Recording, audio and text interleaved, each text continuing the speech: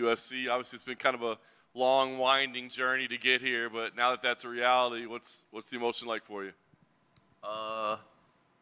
You know, every fight is so big.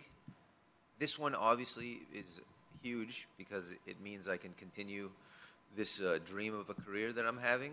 But honestly, it just feels similar to like maybe it hasn't really settled in. I don't know, and maybe I'm not that much of an emotional guy.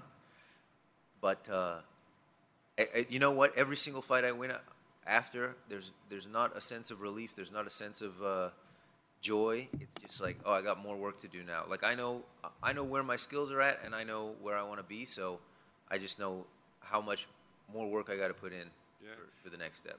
How challenging, I guess, have the last few years for you been, right? I mean, you're at a top-level organization. It kind of goes away. There's uncertainty. How challenging was that period for you to stay focused and stay committed to the dream?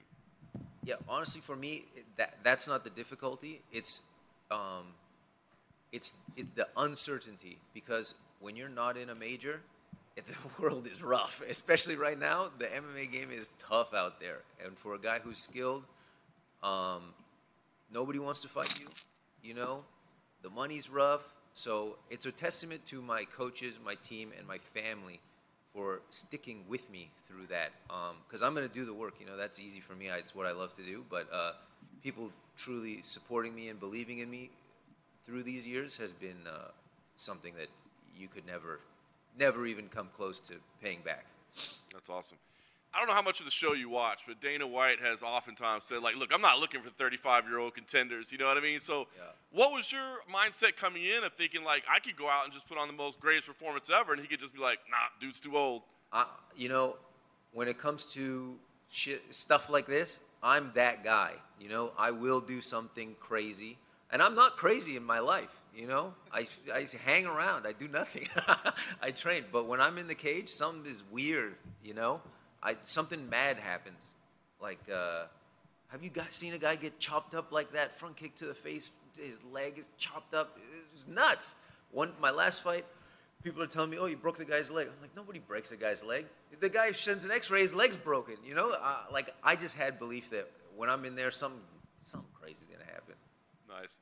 Last thing for me, I know you said you're kind of processing and let us again, but what is the plan now, right? I mean, you don't have 10 years probably in front of you or whatever, so it's just like we got to go as fast as possible? That's exactly it. I told Dana, run me, you know? I want to work. I told them Paris. If Faris Zayam's opponent still needs a guy, I'm the guy. October 18th in Vancouver, I was born there. I'll fight there for sure. So that's the plan, is just to work as hard as I can and to get to where I want to be. Congratulations on the win. Is the Rat Garbage moniker completely gone, or what's up?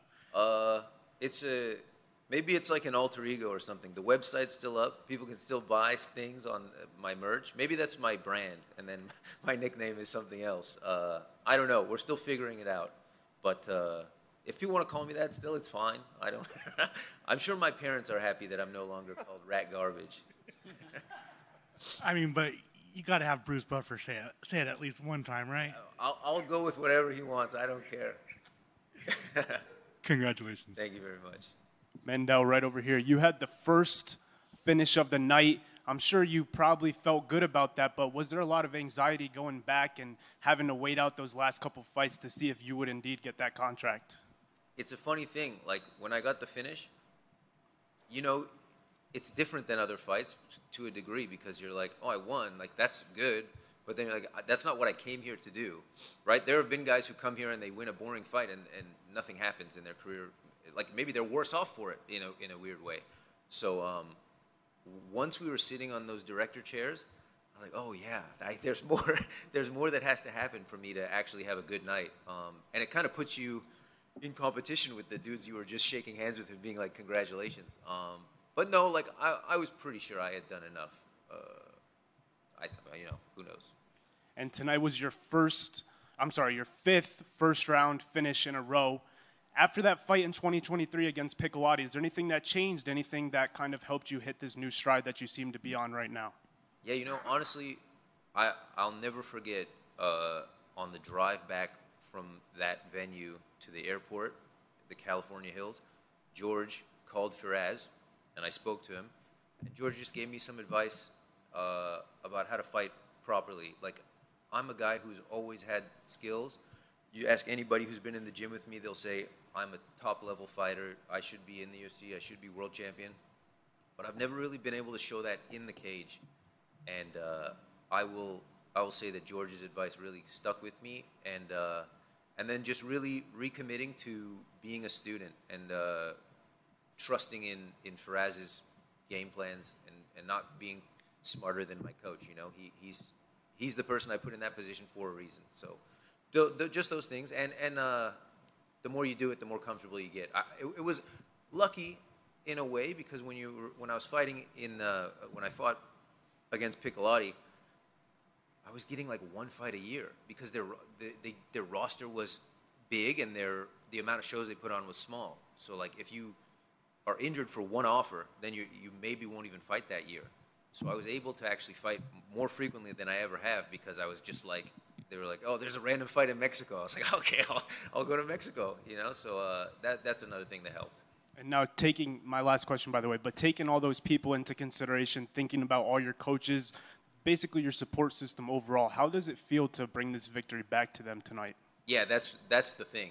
Like, if I would have done this alone, I would have, it would be a pretty miserable existence. So being able to share this with everybody and giving everybody the credit that they deserve is huge for me. Mandel right here. So before this fight, you talked about focusing on new skills ahead of the fight. Do you feel like you were able to show some of those new skills off, or did the fight go a little bit too quick for you to really show those? That's classic Mango. That's front kicks to the face, chopping leg kicks, jab. Nobody saw anything new from me, but trust me, we're working on stuff. We're in the lab, so don't worry about that. So you saw those celebrations at the TriStar dorms tonight. You've been there for years, surrounded by guys like GSP, Faraz Zahabi, Ayman Zahabi. Just how does it feel now? You're kind of like a little bit of a legend over in those dorms. You're kind of known as one of the best fighters in that gym. How does it feel to see those guys celebrate your win? It's really cool. You know, our good friend Robbie Stein, who's been at TriStar forever, behind the scenes, he set up a watch party, and it's like amazing to see Joe Duffy, who I remember cornering before he retired. They're celebrating my win and my acceptance into the UFC. So it's like it's a little bit surreal actually seeing that room celebrate. Where I have interviews there with Chuck O'Neal, who fought in the UFC, you know, ages ago, when I was 19, and now I'm here. It's pretty crazy. So last one for me. People are going to be confused when they go to your Instagram. It's definitely a bit confusing. Like, it's not a fighter's Instagram, you know? Explain, what is Rat Garbage? What do you do with your merch and your designs? Just explain that a little bit. It's hard to explain, but how many more MMA fighters' profiles do you guys need to see where a guy's got a nice haircut and a well-shaped beard and he's hitting pads? You've seen it. You know, you've seen it at the top level. Elio Topuri, go to his profile. You don't need to see the next guys. He's the same. You know, if you want to see something a little more left field, come to my Instagram, go to the website, buy a shirt, buy a jacket. You'll look good. I care about what we do. We love you. Rat Garbage loves you. Congratulations, Mandel. Just one for me. I heard you saying there that obviously people back home have been saying you're UFC caliber and you're UFC ready, but you feel you couldn't quite show it in the cage when you wanted to. So we've heard of stories and seen stories of athletes in different sports where they feel like they have the capacity to be at the top level of their sport, but they just can't show it. Does this take like a mental toll during your career, and you know, has this kind of affected you mentally up until this point?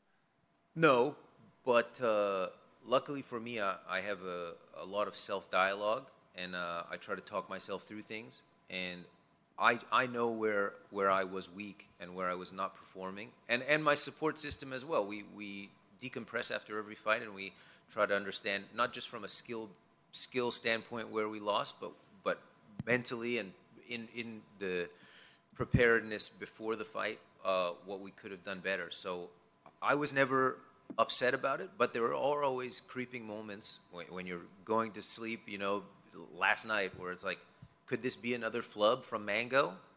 Not today. Not this time. Congratulations. Thank you. All good?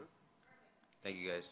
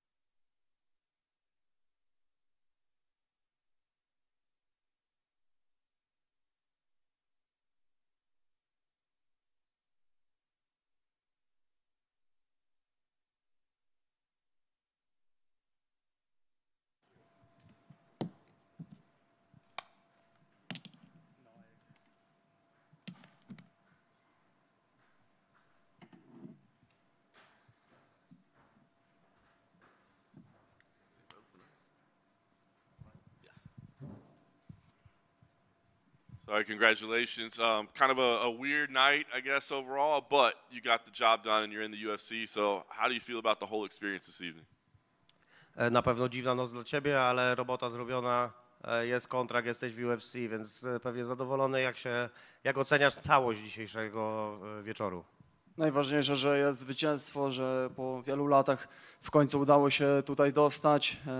Skończyłem walkę szybko, przed czasem. Nie moja wina, że finalnie tak to wszystko wyszło, ale cel jest osiągnięty i to jest najważniejsze. I'm very happy to be finally here. The most important was to win the fight and to get the contract, and that's done. There's not my fault with the ending, so I'm not thinking about that. I'm just happy that everything went as it should. There seemed to be a lot of confusion at the end of the fight. When did you know for sure that you were actually going to be given the win and that maybe it wasn't going to be a no contest or disqualification or something weird like that? W którym momencie zrozumiałeś, że dotarło do ciebie, że wygrałeś, a nie, że to jest no contest, dyskwalifikacja czy jakaś inna decyzja? Gdy 3 albo 4-krotnie zapytałem sędziego, czy wygrałem i po którymś razie dopiero sędzia mi potwierdził tak, że knockout, wtedy wiedziałem, a na początku nie wiedziałem w ogóle o co chodzi, co to jest za zamieszanie. At first I had no idea what's going on and what is it all about. I was asking the ref constantly, like, did I won, what's the outcome? And after like 3 or 4 questions I've asked, he finally told me, like, you won KO, and that was the moment I realized I won this fight. Obviously, in that regard, it's a quick stoppage, but were you worried at all because of the weirdness that Dana was going to say, I didn't see enough and I don't want to give him a contract tonight? Wygrałeś bardzo szybko, ale czy w związku z tym zamieszaniem miałeś taką nerwowość, że Dana może nie dać ci kontraktu ze względu właśnie na to dziwną otoczkę wokół zakończenia? Wiesz co, na początku miałem różne myśli w głowie, wiadomo jak to po walce, ale miałem cały czas nadzieję, że ten kontrakt dostanę, bo tak naprawdę zdeklasowałem rywala. Padło tam bardzo dużo ciosów, no, tak naprawdę wygrałem tą walkę do jednej bramki. I wasn't sure, but I hoped that I will get the contract after all. Because in fact, that was a very one-sided fight. I was controlling all the fight, and it was like so many shots landed that it was a good fight from my side. Last thing for me, well, you do have the contract now. I imagine you're healthy, so how soon do you want to fight? Is there a location or a date that you want to make your debut? Wygląda na to, że jesteś zdrowy, więc kiedy chciałbyś znowu wejść do klatki? Czy chodzi ci po głowie jakaś data, jakieś miejsce? Tak, chciałbym wrócić jak najszybciej do oktagonu UFC. Chciałbym tam pomścić mojego brata za niektóre porażki, na przykład z Sharabuletem i jestem gotowy, żeby w październiku walczyć w Abu Dhabi. I want to be back as soon as possible. I also want to avenge some of my brother's losses. So I would hope to fight Sharabulet in October in Abu Dhabi. Says right here. So you moved to Brazil. You moved to Sao Paulo, Brazil, so you could go train with top-level UFC fighters. This was your first fight training with the Fighting Nerds, sparring with guys like Alex Pereira. What was that move like, and how does it feel? Do you feel like it paid off? Przeniosłeś się do Brazylii, trenujesz Fighting Nerds w Sao Paulo. To była pierwsza walka reprezentując nowy klub. Mogłeś trenować z czołówką zawodników, m.in. z Alexem Pereirą. Jak oceniasz przygotowania w Brazylii? Tak, to był najlepszy krok w mojej karierze, wyjazd do Brazylii i treningi w Fight Nerds. Bardzo dziękuję wszystkim trenerom z tego klubu. Mocno się rozwinąłem jako zawodnik. Trenuję tam z topowymi zawodnikami UFC, z Kajo, z Alexem, z Carlosem Pratesem. Jest to bardzo dobre doświadczenie dla mnie i z dnia na dzień staję się coraz mocniejszym fighterem. I consider this as the best move I have ever made in my whole career. To move to Sao Paulo, I want to thank to all the coaching team of Fighting Nerds because they made me a better fighter. I'm constantly developing there. I can train with the best fighters in the world like Caio Borraio, Carlos Prates, Alex Pereira. So that's a great experience, and I'm very, very happy that I'm a Fighting Nerds fighter. So you obviously have pretty heavy hands, but I saw you were a bouncer at a club before this. Was the hardest time you ever hit someone inside of the cage or inside of the club? Widać po tobie, że masz mocne uderzenie, ale w twoim CV można znaleźć także to, że byłeś bramkarzem w klubie. Czy to były najmocniejsze uderzenia, jakie w życiu zadałeś, czy zdarzyło ci się uderzyć kogoś mocniej w klatce lub w klubie? Miałem wiele walk, czy to w klatce, czy gdzieś, no, gdzie trzeba było toczyć pojedynki. Zawsze stawałem do walki, nigdy nie pękam i zawsze stanę do walki. Kogo by UFC nie zaproponowało, zawsze tam będę i będę się bił do końca. I had many fights in my life, not only in the cage. I had a lot of tough moments, but I never backed down, and I never got broken by somebody. So the same will be in the UFC. I will fight anyone whose UFC will offer me, and I will be beating one by one. Just one question over here. How much did you value the experience advantage you had coming into tonight? Because I believe you had 2 to 3 times more fights than your opponent. So did you know that everything you've done and the fights you've been in the past would help you, get to where you're at right now, having a UFC contract? Jak kluczowa była dzisiaj twoim zdaniem różnica doświadczenia, bo masz 3-krotnie więcej walk od swojego rywala na koncie i czy twoim zdaniem to odegrało kluczową rolę, że po prostu nie był cię w stanie zaskoczyć niczym, czego już wcześniej nie widziałeś w klatce? Nie zwracałem na to uwagi, czy rywal ma mniej, czy tam więcej walk, czy jest niepokonany, czy nie. Ja byłem skupiony na sobie. Treningi właśnie w Fight Nerds dały mi ten spokój w walce. Tak jak mówiłem, mamy wiele stoczonych walk. Nie było to dla mnie nowością wychodzić do przeciwnika niepokonanego. Byłem po prostu spokojny i wykonałem swój gameplan. I didn't pay attention to him being less experienced, and I also didn't pay attention to him being undefeated. I faced many fighters. I faced undefeated fighters. I had a lot of fights back in the days, and that camp in Fighting Nerds also made me ready for everything. Just one for me. I saw that back in Poland, you fought in a bare knuckle MMA and on an open mat. Just wanted to get your experience. How was your experience doing that? Można znaleźć w twoim resume różne walki, także na przykład walkę w federacji na gołe pięści na otwartej macie. Jakbyś mógł powiedzieć, jakie to było dla ciebie doświadczenie? To były szalone czasy i nie żałuję tego. Chętnie bym stoczył taką walkę, gdybym dostał jakąś kolejną propozycję, ale wiadomo, mam teraz kontrakt z UFC. Tak jak mówię, zawsze staję do walki, nie robi mi to różnicy, czy mam rękawice, czy nie. Zawsze jestem i zawsze będę walczył. That was crazy times, but I do not regret it. If I wouldn't get a contract, I would be open for any offers, for any fighting gloves or no. It doesn't make a difference for me. I'm a fighter. I'm made to fight, so I will be a good addition in the UFC.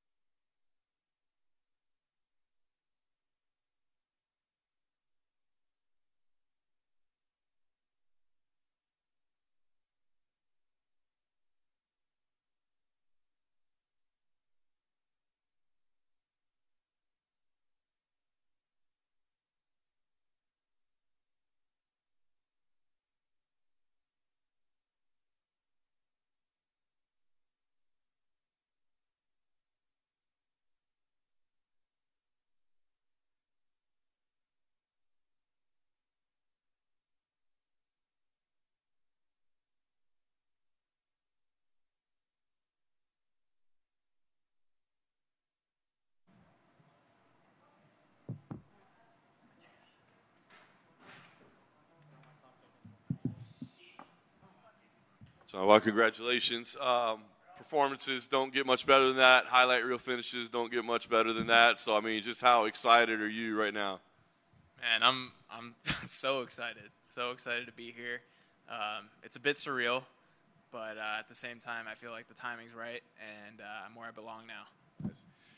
I feel like the expectations for you have been incredibly high from like your debut as a professional, and it took kind of a winding road to get here, right? What has that journey been like for you, and was it frustrating along the way that maybe you didn't get here as soon as maybe some people thought you would? Yeah, I think when you're kind of born into it and you have a lot of like hype or whatever, a lot of the time you get fed guys and you have a very easy path to get here, and then once you get here you get exposed.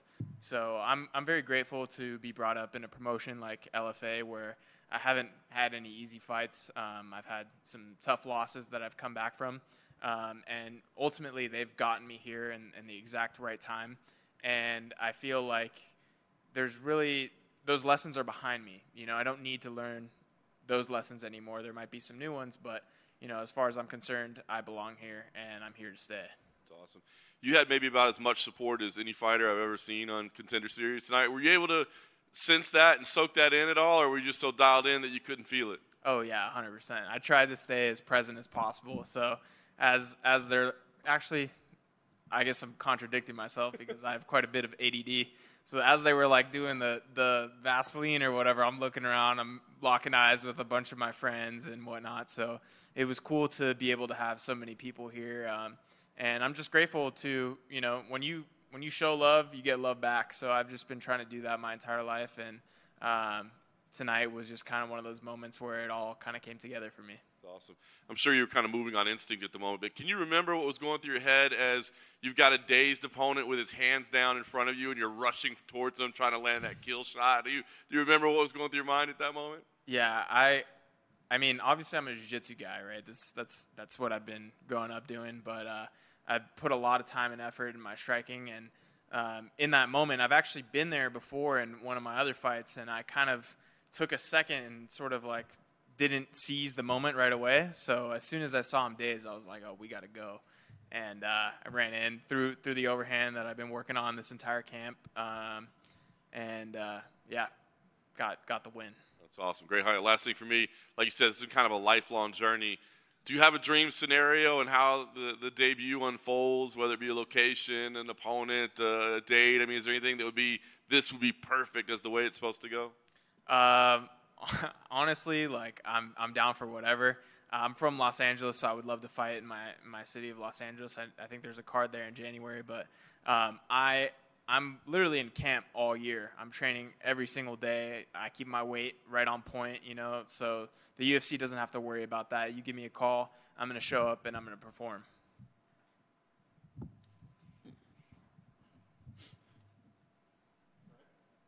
Sorry, right here, John Paul. So you've been a force since moving up to 170 pounds. That loss to Jacoby Jones, you said it kind of changed a lot of things for you, changed the way you approach things. Talk about the changes that you made following that loss in your mentality.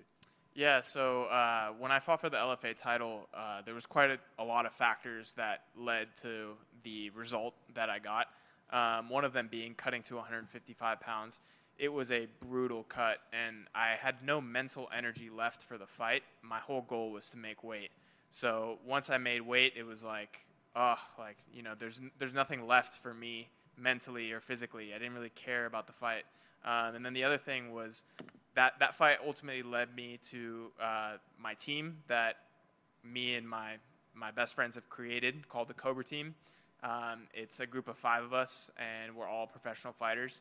And that sort of changed my sort of relationship with the sport and with fighting, because it went from being like this thing that I dread to do to this thing that I love to do, because I get to do it with my buddies, and we all corner and coach each other. So that was a big turning point for me in my journey in mixed martial arts.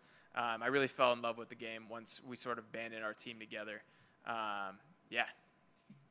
So coming into this fight, it seems like you really are a guy that likes to capture the moment, and just really get the most out of the moment that you can. 9 wins, 7 first-round finishes.